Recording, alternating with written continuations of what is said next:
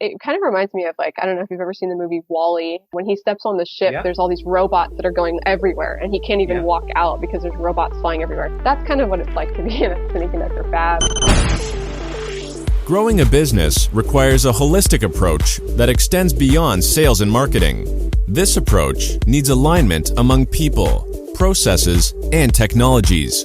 So if you're a business owner, operations, or finance leader looking to learn growth strategies from your peers and competitors, you're tuned into the right podcast. Welcome to the WBS Podcast, where scalable growth using business systems is our number one priority.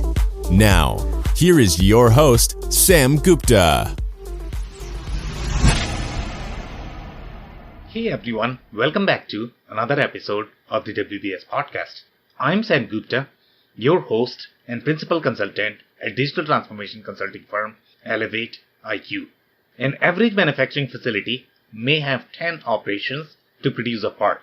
The process of creating a chip goes through at least 500 steps. Some of these processes use significantly expensive machines and materials. They also require timely, preventive maintenance and sophisticated scheduling.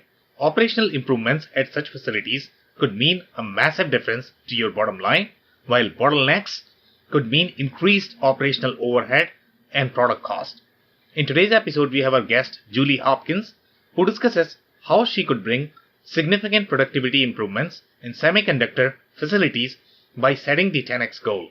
She also describes the manufacturing and quality processes of a dry etch semiconductor fabrication facility and how it is different from other manufacturing sites. Finally, she shared several stories of how to find hidden items that may reduce the operational availability within your process.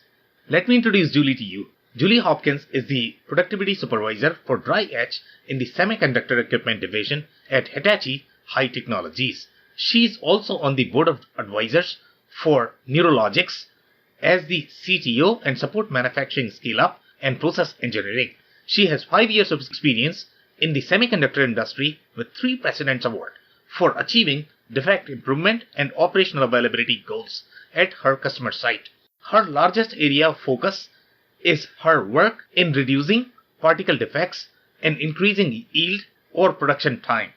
With that, let's get to the conversation. Hey Julie, welcome to the show. Hey, thanks so much. I'm glad to be here. Of course, just to kick things off, do you want to start with your personal story and your current focus? Sure, absolutely. I'm Julie Hopkins. I am a supervisor at Hitachi High Technologies America in the Semiconductor Equipment Division. And specifically, I work in productivity improvement and defects. Amazing. Love it. So obviously, I am going to dig deeper into your manufacturing experience. And obviously, semiconductor is going to be very interesting facility because it's a very unique facility. So I'm super excited to talk about that. But before we do that, we have one of these standard questions, and that is going to be your perspective on growth. When you think of word business growth, what does it mean to you, Julie? So when we talk about growth, I'm thinking specifically about a company's ability to adapt and change and to also kind of do maybe 10x better than the goals that we set out for ourselves. So we set a goal and then we 10x it, and really being able to achieve those goals and trim away on the fat of what that all encompasses, and to really get to that 10x spot. Oh, wow. 10x is a lot. I was thinking 20%. You are going 10x. If you set your goal, right, you set a goal that you think you can achieve, you 10x it, and I guarantee you'll go over the original goal you set. So there's really no reason and kind of, really maximizing your results, especially when we talk about like productivity and manufacturing, because we can really, really improve yield and really, really improve our, production capabilities that way. That's a very interesting perspective. So before we dig into the productivity aspect, I really want to understand the manufacturing process. So let's talk about the manufacturing process, and you can go deeper if you like. So when you look at the manufacturing process of a semiconductor facility, how do goods move through the production? How many operations are there? What are the roles of these each of the operations that you have? So can you describe the entire manufacturing process? Yeah, so semiconductor industries are very, very, very large and complex. I specifically work in dry etch. When we talk about semiconductors, a lot of people what comes up in their minds is chip development, microchip development. Yeah. And we talk about transistor development. So dry Yeah. etch and where I work at is actually one step of like a 500 step process of completing, microchip development. And so Okay. I mean, you go from it's really like going from sand to silicon is what, like Intel has described the process as.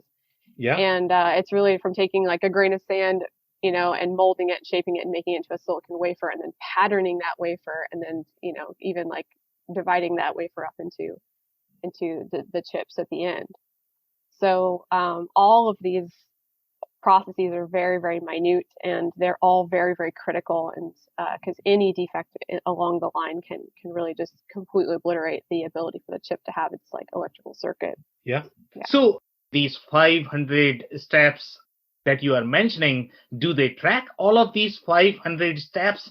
Do they need to go in sequence? So let's say if they are looking at their own lead time, how do they make sure that the material is going to be delivered on time? Is it going to be, I mean, are they tracking that, okay, each of these steps is going to take 5 days and we are looking at number of years before they can get the parts? How, so describe to me the process. The lead time for a chip I mean, depending on how efficient the facility is, and of course, like, how fast technology works, Moore's law is we can half the size of the node for technology, and the more transistors you can fit on a spot, the faster the processing speed, right? So that the Moore's law is that doubles every 2 years. So we have to be able to get chips out and Yeah. produced and be on to the next technology within 2 years. Not have to. That's the realms and the bounds of our possibility. So I'd say anywhere between, like 3 months to 6 months. These processes take a lot of time. There's a lot of different steps even within each of the categories that we're doing. Like even in dry etch, you can dry Yeah. etch, 20, 30, 40 times between steps. So you might go from plasma dry etch to wet etching to, ashing and wet processing. So, and then go back to dry etch. So, Okay. yeah. So obviously you are mentioning a lot of technical terms there, and my audience is Yeah. like, okay, what is that? So, okay, if somebody does not know what dry edge is or what wet edge is, can you describe to a CFO who has no clue what you are talking about right now? Yeah, for sure. I get that question a lot too. People are like, "What do you do for a living?" And I cringe a little bit. This is what I say though. Dry etch is basically reactive ion etching, RIE. So basically, Yeah. what we do is it's you take a plasma and you direct it towards a wafer, and we have abilities to control plasma. So plasma is just a fourth state of matter. So it's basically a gas that's been ionized. So you take a gas, you add some energy into it, and then it becomes a plasma. And so we direct the plasma towards the wafer, and we're able to etch on a nano scale. So we're talking about nanometers. And sometimes this can go even to like half a nanometer etch depth. And what we're talking about there is like basically the size of a carbon bond length. So very, very, very, very small, so in the uh, in the grand scheme of things. Okay, so to explain a technical term, you are telling me 5 different technical terms. Okay, all right. So dry etch is like wet etch is used like chemicals, organics Yeah. to we're trying to make little trenches and valleys so that we can lay down, copper or other materials that can then transmit a signal. Because on the grand scheme of everything here, we're trying to make a circuit, an electrical circuit. Yeah. So just like you have copper wires, that transmit electricity in your household, we're doing this on a really, really small scale. So we make a little trench, and then we, can fill the space in with different materials that conduct electricity or semiconduct, and that's why it's called semiconductor. And so for dry etch, because we're etching at such a small scale, we need to divide basically our fluid up into just ions and radicals. So not even a full, molecule. Okay, interesting. So let's talk about from a CEO or a CFO perspective. So let's say if I don't have any experience in the semiconductor industry, the only thing I know is the accounting and finance. Okay, and I'm Sure. trying to break in in the semiconductor Yeah. industry. Okay, maybe I have some experience in the manufacturing industry. So what am I looking at? I mean, what are the things that am I buying for these operations? So are Yeah. these different machines that I'm procuring to be able to set up my facility? Well, so describe the process from the operations perspective, also from the finance perspective. Yeah, so from an operations standpoint, dry etch Yeah. chambers are just one part of this whole process. You have to purchase tools for each step of the way. And then also, we're looking at ways to transfer. See, we usually store wafers in this thing called a FOUP, which is a front order unit processing, front opening unit processor, sorry. Okay. And it's like a little, I don't know, it's like a little cube. And we put the wafers in like you would put pizzas in an oven. Yeah. And these FOUPs are transferred all across the fab. So fab is just a word for the site facility for semiconductor manufacturing. And so these FOUPs will be transferred at like way faster than you can ever imagine. They've got a lot of robotics. So FOUP will go from one machine to another. So it'll go from a dry etch, and then it'll go to an ash, and then it'll go to a wet etch, and they know exactly where they're going. There's a lot of algorithms that are required here, and there's a lot of people that are involved. But people don't ever have to touch these FOUPs when they're being transferred over. This is all done automatically. From a finance perspective, we're looking at very, very expensive. These tools are very expensive. Talking about a couple $1 million per chamber, Yeah. and you have a couple different options, in the industry, and what type of dry etch, wet etch, all these different tools you have. You're also looking at testing. So you need to analyze and scan for defects. You need a lot of metrology tools. You need a lot of ways to measure, if you have particles that are forming everywhere and they're basically ruining your production, you need to know what those particles are to see where Yeah. they're coming from. So you need a lot of analysis, and you need people who can read these types of charts and graphs as well. Wow, amazing. So, okay, so when the wafers that are going from one machine to the next, are these machines connected? Is it just one machine? How is it moving from one step to the next? Yeah. Can you describe a little bit more on that? For sure, yeah. So it's kind of wild. Every facility is set up in their own way, but some of the facilities I've been into have these really. It kind of reminds me of, like, I don't know if you've ever seen the movie Wall-E. When he steps on the ship, Yeah. there's all these robots that are going everywhere, and he can't even Yeah. walk out because there's robots flying everywhere. That's kind of what it's like to be in a semiconductor fab. But each one of these basically steps of this process, like the dry etch or wet etch, they're actually in completely different areas of the fab.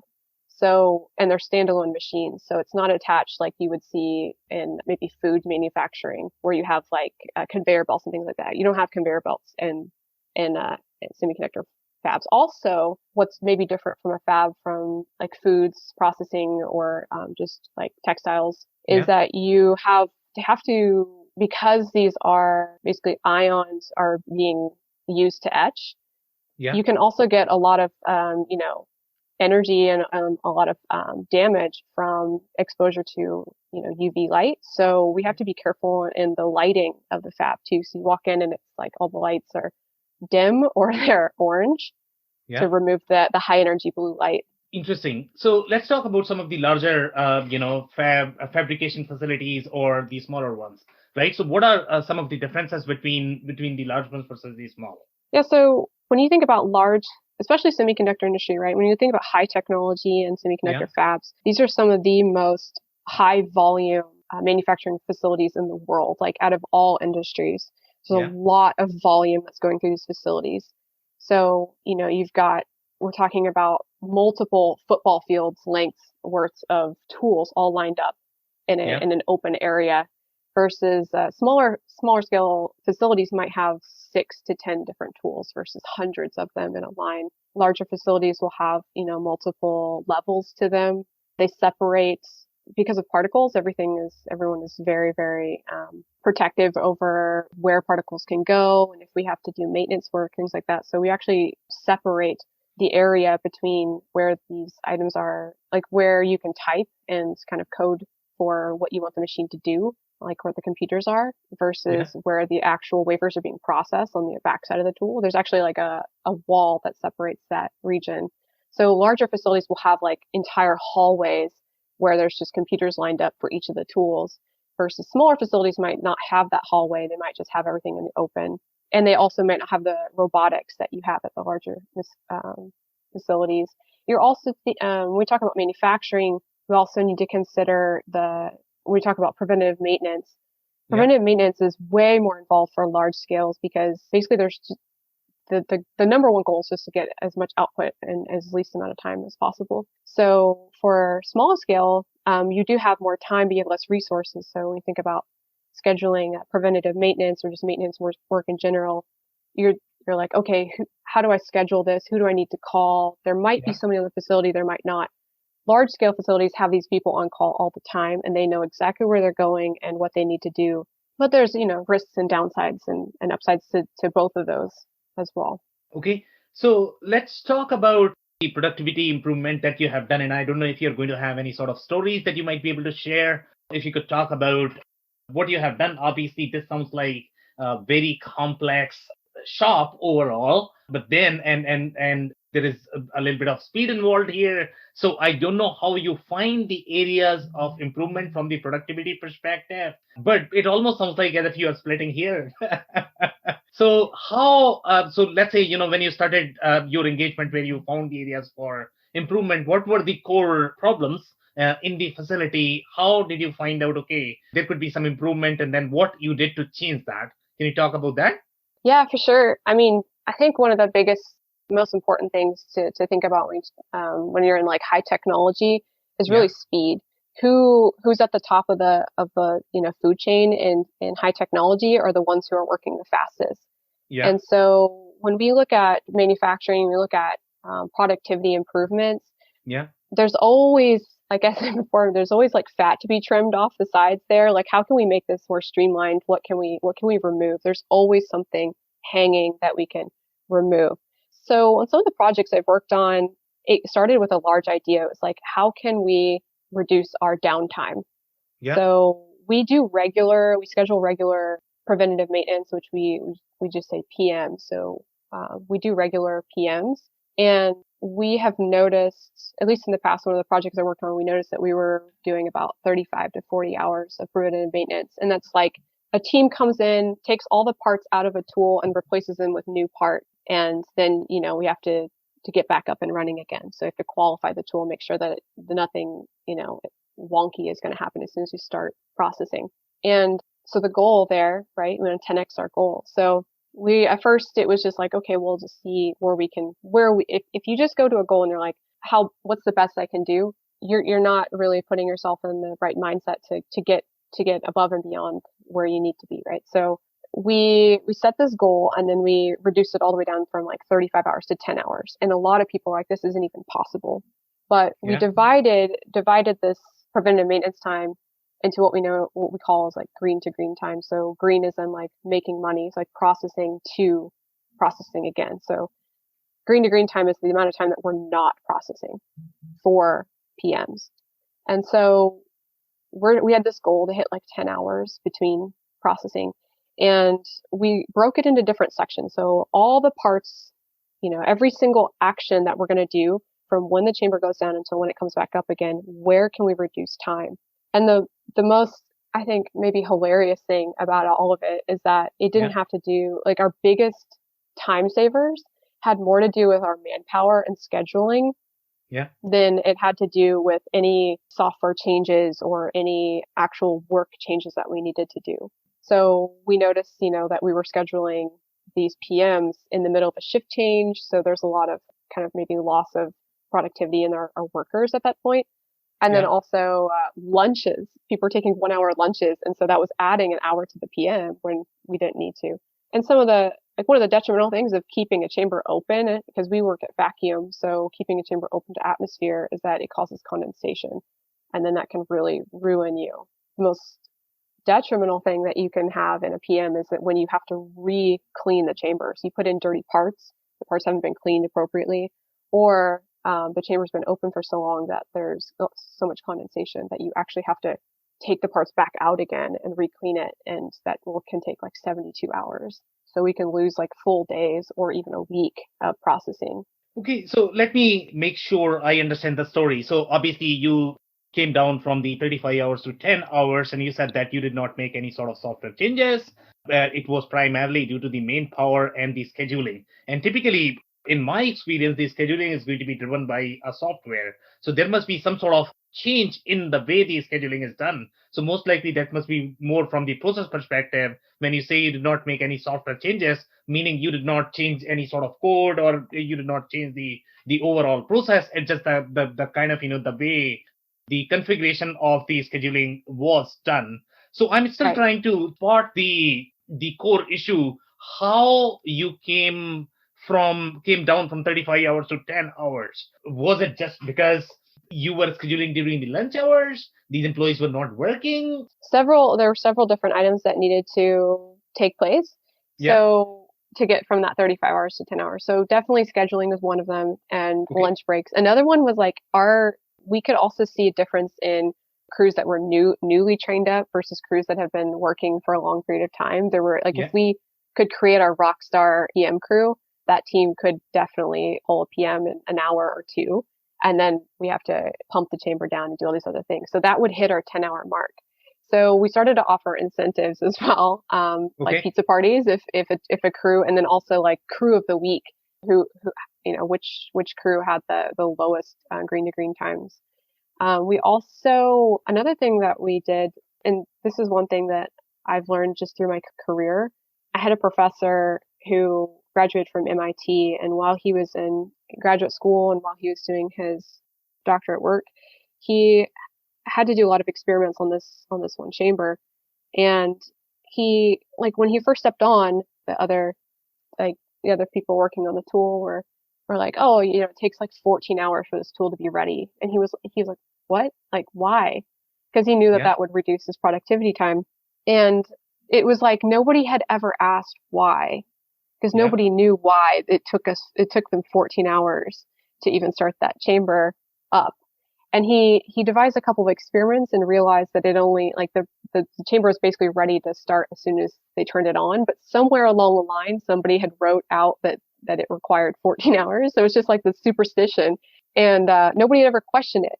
So the same thing, talk about productivity goals or operational availability, is that sometimes you have to challenge what you've done in the past and really question yourself, because a lot of it's legacy. A lot of it's like, oh, well, so-and-so told me to do it this way. And so now, like, or we've always done it this way. So really challenging yourself to question, why are we waiting this long? And for us, one of the items was that we had a 5-point system to check if the chamber had been pumped down. So is the chamber at vacuum? Because we can't process any wafers until the chamber's at vacuum. And it takes some time for us to test, because we have a lot of O-rings. So we're going to make sure that the chamber doesn't have any leaks. So we just then call a leak rate check. And we were doing like 5 to 7 points, and then it would spit out a number and give you like kind of an estimate of when you could come back to the tool. And we were like losing like 3 or 4 hours, because it would get right down to almost passing, and then it would spit out like, come back to the chamber in 3 hours, when really all you needed to do was probably wait another 15 or 30 minutes. So the engineers would come to the tool, see that, the predictor said, come back in 3 hours, and they would go off and do other things, where the chamber was probably ready for, that long. So we were able to even change some things like that. Okay, interesting. So let's say when you started this engagement, and I don't know if you had done before, so how does typically the process start? So let's say if I am the manufacturer and I'm running one of the fabrication shop, and I want to see if I could probably have similar productivity improvement in my shop. And I am asking you, okay, tell me what you need from my side to be able to do this. So how did you start the process? When you went there, did you analyze any specific data? Did you talk to people? How did you come to the conclusion that there could be a place for you there? Yeah, for sure. So we looked at the fleet that we had. Yeah. So how many of these chambers that we had total. And then we used this calculation basically called operational availability or machine availability. So that number is basically how many hours is the tool running? Yeah. Over how many hours can the tool possibly run? So in a perfect world, how many hours can it run? That's always a percentage. Okay. So we looked at what we were running today, and then we set a goal for what we wanted it to run in the future. And so from there, from that goalpost, then we look at, okay, why was the chamber down for so long? Or Yeah. why did we schedule all this preventative maintenance? Or is there a way that we can schedule our preventative maintenance so that it's maximum efficiency? Whether that's the PM crews are really, really highly trained and they know to go in there really quickly, or if Yeah. that's like scheduling it more often, if we do like less work, but more often, instead of pulling out every single part of the chamber to clean it once a year and then being down for 2 weeks, can we just do it in like small scale here or there? So we looked at all those different things as well. So I think if I was on a project for another company, I would use that same technique. And then Okay. also, of course, 10xing your goal. So, if you have a goal to get to 90, if you have a goal to get to 90, why can't we do 95 or 97? Okay, and when they started talking to you, what was the core problem that they were facing? Was it really the downtime of the chambers? Is what they were complaining about? Or did they want to really improve the productivity? So what was the original problem that they came up with? Yeah, so when we talk about large scale manufacturing, you Yeah. have the opportunity, like, do I buy more tools? Do I add more people? And before you add more tools, and keep in mind, these dry etch chambers would cost like millions and millions of dollars, right? So Yeah. before I buy another multi-million-dollar tool, is there a way I can maximize the efficiency of my tool so I don't need to buy more tools to get the output that I want? So for this particular project, it was like, instead of us buying more tools, why can't we just be more efficient? And so really focusing on any type of downtime that we see and reducing that so we can get more throughput. Okay, amazing. So in this specific case, obviously, you had problems related to the overall efficiency of the operations and obviously the scheduling and things related to preventive maintenance. Have you worked on any other projects where you found other challenges other than what you have described in this one? Yeah, projects all the time.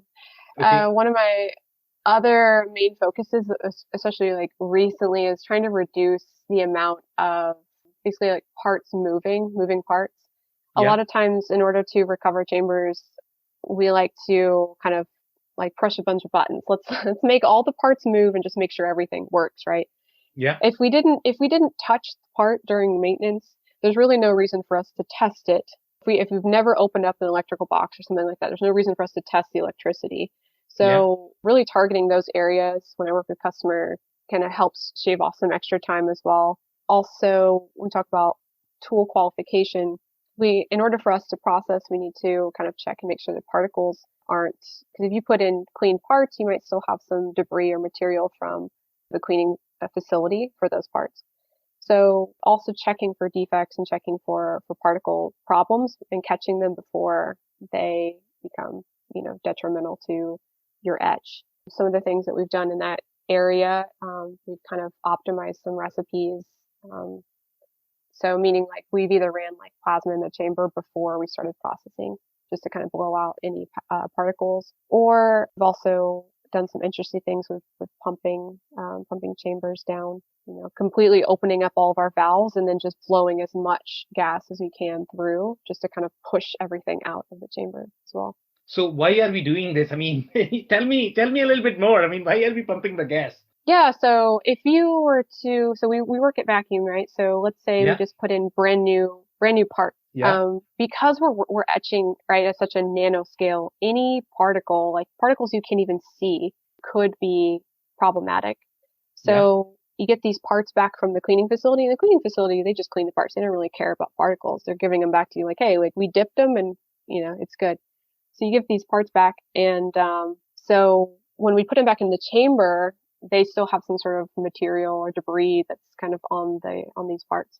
And so there's different methods that we've devised to kind of reduce our time in qualifying. So in the past, we would just kind of maybe run some inert gases through the chamber and just trying to hope that any particles that are on these parts will just kind of fall off. But hoping is not engineering. So doing some sort of maybe like a little bit of physical maneuvering. So like by pushing the gas through the chamber really fast, we're hoping to kind of maybe physically push these particles off chamber walls, or also maybe igniting a plasma within the chamber before you start processing wafers, just to kind of prep and warm the chamber a little bit up and to get it back to processing as fast as possible. Yeah, so do you have some way of finding out that there might be a debris in these wafers before you start processing? Is there a way to test that by any chance? I mean, and I don't know how expensive this gas is, to be honest. Okay. Yeah. Well, gases, especially inert gases, are really expensive because inert gases are relatively rare. But as far as like how do we test for particles, we do scans, we do imaging scans. So yeah. We'll basically just put a wafer in the chamber, just like we would if we were producing. Yeah. And but it's basically a dummy. We call it a dummy wafer. So we'll put a dummy wafer in the chamber, and then we'll either strike a plasma or we'll just run gas through. And so if particles fall onto that wafer, then they're also likely to fall onto a production wafer. So we'll test for particles this way. And so we'll pull that wafer out of the chamber and then we'll image it. And we can see, we can also do so this is kind of going back to some of the finance costs of the semiconductor industry. So yeah. In addition to having some of these tools, you need to also have some imaging and some analytical tools to make sure that you can, if you do have defects, you can minimize them and figure out what they are. Okay, amazing. So that's it for today, Julie. Do you have any last-minute closing thoughts by any chance? So, like for those in the manufacturing space, maybe we should challenge ourselves a little bit more in the capabilities for output. That's kind of the summary for today. And I have to ask the question, what for all the COOs and CTOs and even maybe some CFOs out there, what hidden items that they might have that might be reducing the operational availability within their process. Yeah, and my personal takeaway from this conversation is going to be, even though 10x may sound like a very stretch goal, but if you set it that way, then you can achieve the efficiency the way Julie has achieved from 35 hours to 10 hours. There are always going to be possibilities, even if your facility is going to be very complex, such as a semiconductor facility.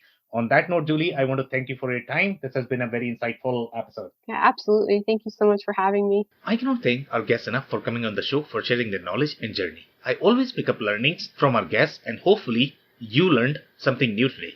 If you want to learn more about Julie, connect with her on LinkedIn and Twitter. Links and more information will also be available in the show notes. If anything in this podcast resonated with you and your business, you might want to check other related episodes, including the interview with Chris Harris, who discusses the importance of data gathering for manufacturers. Also, the interview with Tamar Nelson, who discusses why an organization needs to become operationally resilient to combat uncertainty. Also, don't forget to subscribe and spread the word among folks with similar backgrounds. If you have any questions or comments about the show, please review and rate us on your favorite podcasting platform or DM me on any social channels. I'll try my best to respond personally and make sure you get help. Thank you, and I hope to catch you on the next episode of the WBS Podcast. Thank you for listening to another episode of the WBS Podcast. Be sure to subscribe on your favorite podcasting platform so you never miss an episode. For more information on growth strategies for SMBs using ERP and digital transformation, check out our community at WBS.rocks. We'll see you next time.